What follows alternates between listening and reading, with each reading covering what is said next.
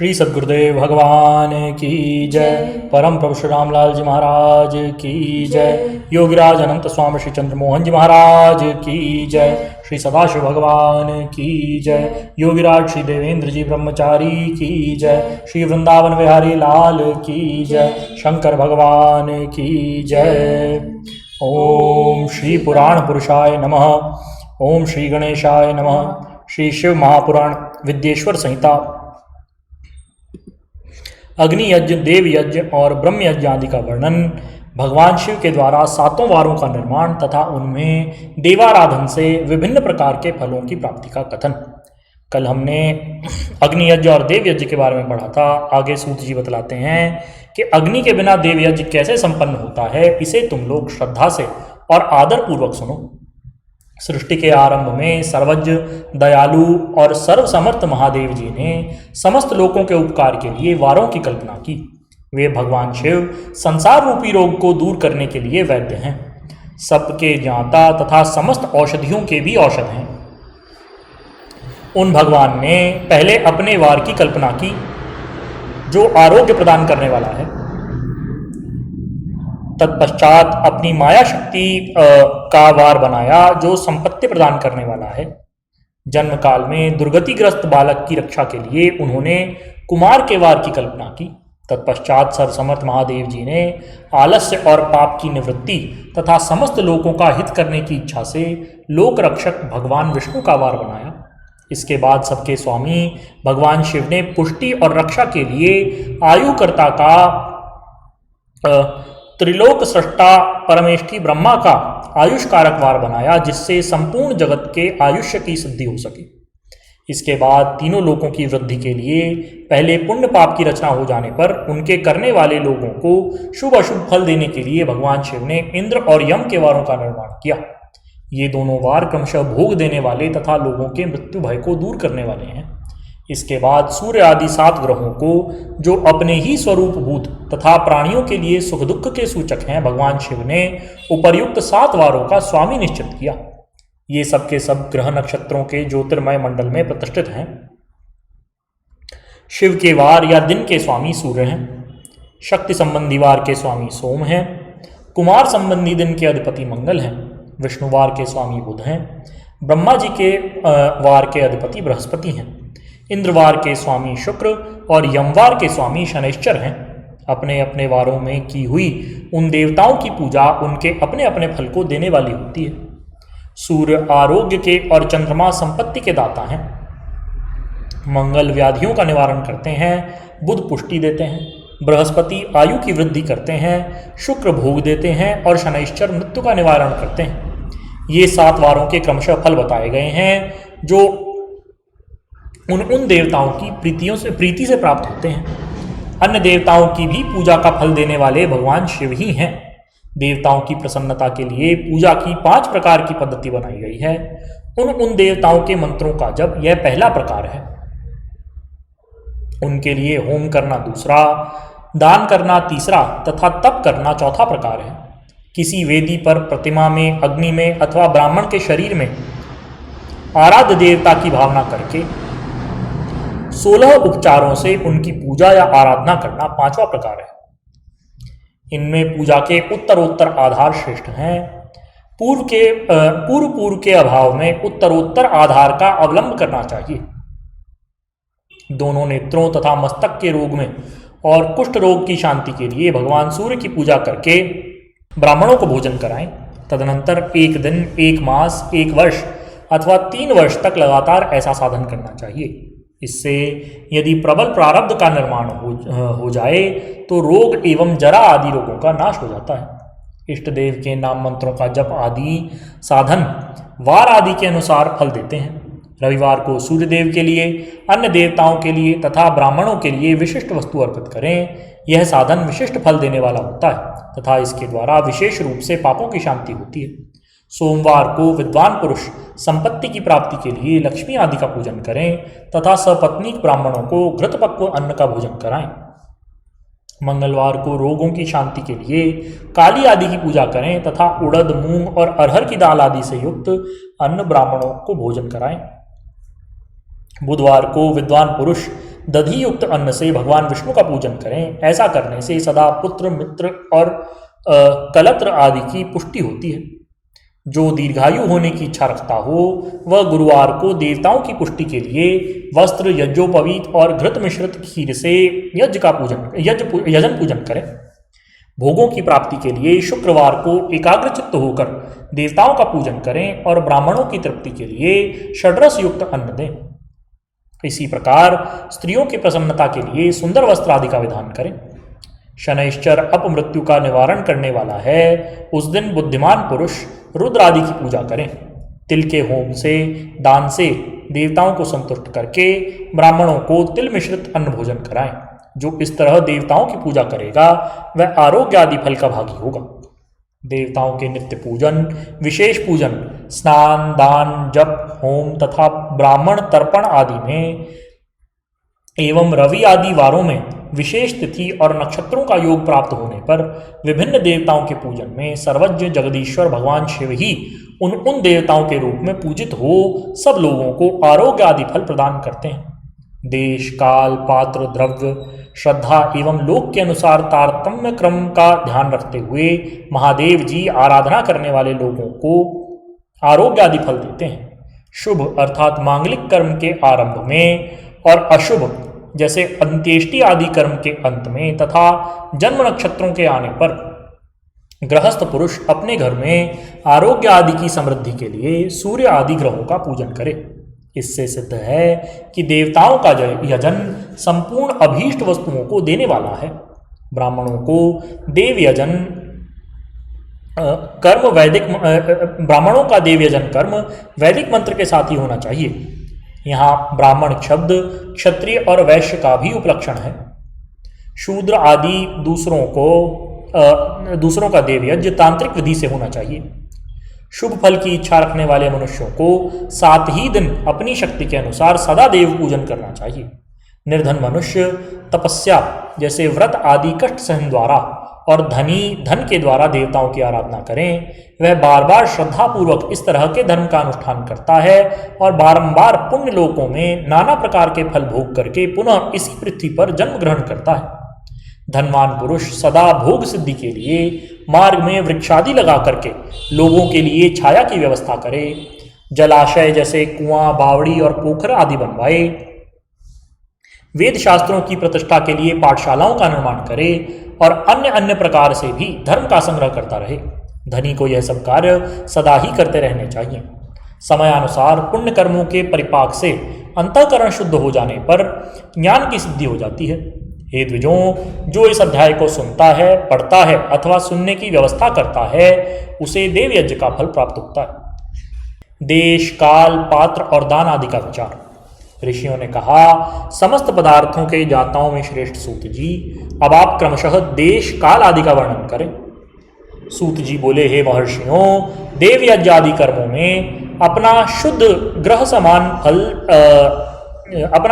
समान फल देने वाला होता है। अर्थात अपने घर में किए हुए देव यज्ञ आदि शास्त्रोक्त फल को सम मात्रा में देने वाले होते हैं। गौशाला का स्थान घर की अपेक्षा 10 गुना फल देता है। जलाशय का तट उससे भी 10 गुना महत्व रखता है तथा जहाँ बेल, तुलसी एवं पीपल का वृक्ष का मूल निकट हो वह स्थान जलाशय के तट से भी 10 गुना फल देने वाला है। देवालय को उससे भी 10 गुने महत्व का स्थान जानना चाहिए। देवालय से भी 10 गुना महत्व रखता है तीर्थ भूमि का तट, उससे 10 गुना श्रेष्ठ है नदी का किनारा, उससे भी 10 गुना उत्कृष्ट है तीर्थ नदी का तट, और उससे भी 10 गुना महत्व रखता है सप्तगंगा नामक नदियों का तीर्थ। गंगा, गोदावरी, कावेरी, ताम्रपर्णी, सिंधु, सरयू और नर्मदा, ये 7 नदियों को सप्तगंगा कहा है। समुद्र के तट का स्थान इनसे भी 10 गुना पवित्र माना गया है और पर्वत के शिखर का प्रदेश समुद्र तट से भी 10 गुना पावन है। सबसे अधिक महत्व का स्थान वह जानना चाहिए जहां मन लग जाए। यहाँ तक देश का वर्णन हुआ। अब काल का तारतम्य इस प्रकार बताया जाता है। सत्ययुग में यज्ञ, दान आदि कर्म पूर्ण फल देने वाले होते हैं, ऐसा जानना चाहिए। त्रेता युग में उनका 3/4 फल मिलता है। द्वापर में सदा आधे ही फल की प्राप्ति कही गई है और कलयुग में 1/4 ही फल की प्राप्ति समझनी चाहिए और आधा कलयुग बीतने पर उस चौथाई फल में से भी 1/4 कम हो जाता है। शुद्ध अंतःकरण वाले पुरुष को शुद्ध एवं पवित्र दिन सम फल देने वाला होता है। विद्वान ब्राह्मणों, सूर्य संक्रांति के दिन किया हुआ सत्कर्म पूर्वोक्त शुद्ध दिन की अपेक्षा 10 गुना फल देने वाला होता है, यह जानना चाहिए। उससे भी 10 गुना महत्व उस कर्म का है जो विषुव नामक योग में किया जाए। दक्षिणायन आरंभ होने के दिन अर्थात कर्क की संक्रांति में किए हुए पुण्य कर्म का महत्व विषुव से भी 10 गुना माना गया है।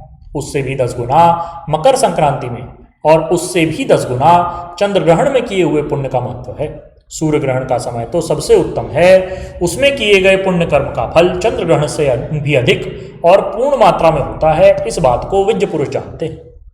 जगत रूपी सूर्य का राहु रूपी विष से संयोग होता है, इसलिए सूर्य ग्रहण का समय रोग प्रदान करने वाला होता है। अतः उस विष की शांति के लिए उस समय स्नान, दान और जप करें।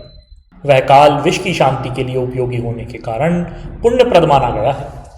जन्म नक्षत्र के दिन तथा व्रत की पूर्ति के दिन का समय सूर्य ग्रहण के समान ही समझा जाता है, किंतु महापुरुषों के संग का काल करोड़ों सूर्य ग्रहण के समान पावन है, ऐसा ज्ञानी पुरुष जानते मानते हैं। तपोनिष्ठ योगी और ज्ञाननिष्ठ यति ये पूजा के पात्र हैं, क्योंकि ये पापों के नाश में कारण होते हैं। जिसने 24 लाख गायत्री का जप किया हो वह ब्राह्मण भी पूजा का उत्तम पात्र है। वह संपूर्ण फलों और भोगों को देने में समर्थ है।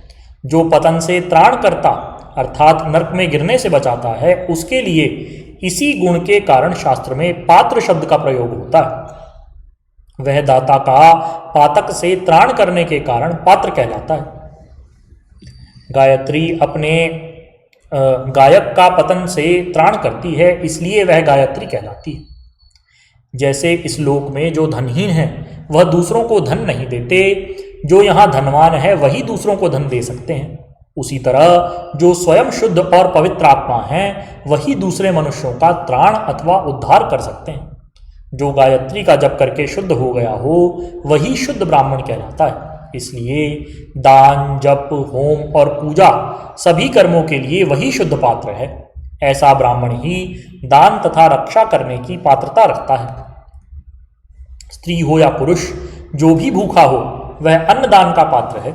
जिसको जिस वस्तु की इच्छा हो उसे वह वस्तु बिना मांगे ही दे दी जाए तो दाता को उस दान का पूर्ण फल प्राप्त होता है, ऐसी महर्षियों की मान्यता है। जो सवाल या याचना करने के बाद दिया जाए वह दान आधा ही फल देने वाला बताते हैं। अपने सेवक को दिया हुआ दान 1/4 फल देने वाला होता है। हे विप्रवरों, जो जाति मात्र से ब्राह्मण है और दीनता पूर्वक वृत्ति से जीवन बिताता है, उसे दिया हुआ धन का दान दाता को इस भूतल पर 10 वर्षों तक का भोग प्रदान करने वाला होता है। वही दान यदि वेद वेत्ता ब्राह्मण को दिया जाए तो वह स्वर्ग लोक में देवताओं के वर्ष से 10 वर्षों तक दिव्य भोग देने वाला होता है। शिल और उच्च वृत्ति से लाया हुआ तथा गुरु दक्षिणा में प्राप्त हुआ अन्न धन शुद्ध द्रव्य कहलाता है। उसका दान दाता को पूर्ण फल देने वाला बताया गया है। क्षत्रियों का शौर्य से कमाया हुआ, वैश्यों का व्यापार से आया हुआ और शूद्रों का सेवा वृत्ति से प्राप्त किया हुआ धन भी उत्तम द्रव्य कहलाता है। धर्म की इच्छा रखने वाली स्त्रियों को जो धन पिता एवं पति से मिला हो उनके लिए वह उत्तम द्रव्य है। गौ आदि 12 वस्तुओं का चैत्र आदि 12 महीनों में क्रमशः दान करना चाहिए। गौ, भूमि, तिल, सुवर्ण, घी, वस्त्र, धान्य, गुड़, चांदी, नमक, कोहड़ा और कन्या, ये ही वे 12 वस्तु कहलाती हैं। इनमें गौदान से कायिक, वाचिक और मानसिक पापों का निवारण तथा कायिक आदि पुण्य कर्मों की पुष्टि होती है। हे ब्राह्मणों, भूमि का दान इहलोक और परलोक में प्रतिष्ठा अर्थात आश्रय की प्राप्ति कराने वाला है। तिल का दान बलवर्धक एवं मृत्यु का निवारक होता है। स्वर्ण का दान जठराग्नि को बढ़ाने वाला तथा वीरदायक है। घी का दान पुष्टिकारक होता है। वस्त्र का दान आयु की वृद्धि कराने वाला है, ऐसा जानना चाहिए। धान्य का दान अन्न धन की समृद्धि में कारण होता है। गुड़ का दान मधुर भोजन की प्राप्ति कराने वाला होता है। चांदी के दान से वीर की वृद्धि होती है। लवण का दान षड्रस भोजन की प्राप्ति कराता है। सब प्रकार का दान सारी समृद्धि की सिद्धि के लिए होता है। विज्ञ पुरुष कूष्मांड के दान को पुष्टिदायक मानते हैं। कन्या का दान आजीवन भोग देने वाला कहा गया है। हे ब्राह्मणों, वह लोक और परलोक में भी संपूर्ण भोगों की प्राप्ति कराने वाला है। विद्वान पुरुष को चाहिए कि जिन वस्तुओं से श्रवण आदि इंद्रियों की तृप्ति होती है उनका सदा दान करें।